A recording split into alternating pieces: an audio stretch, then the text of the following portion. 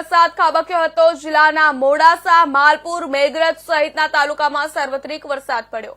મેઘરજ નગરમાં 1 કલાકમાં 3.5 ઇંચ વરસાદ ખાબક્યો હતો। મોડાસામાં 1 કલાકમાં 2 ઇંચ વરસાદ નોંધાયો।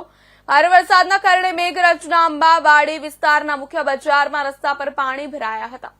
મોડાસાના મુખ્ય 4 રસ્તા દ્વારકાપુરી, માલપુર રોડ પર કલ્યાણ 2 પાસે ડીપી રોડ પર ઘૂંટણસમાં પાણી ભરાયા હતા। મોડાસા નગરપાલિકા વિસ્તારમાં ભૂગર્ભ ગટર લાઇન સાથે વરસાદી પાણીના નિકાલ માટે પાઇપલાઇન નાખવામાં આવી, છતાં રોડ પર પાણી ભરાયા હતા।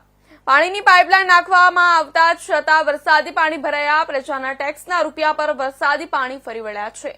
પ્રથમ વરસાદમાં જ મોડાસા નગરપાલિકાની પ્રી મોન્સૂનની કામગીરીની પોલ ખોલી નાખી છે।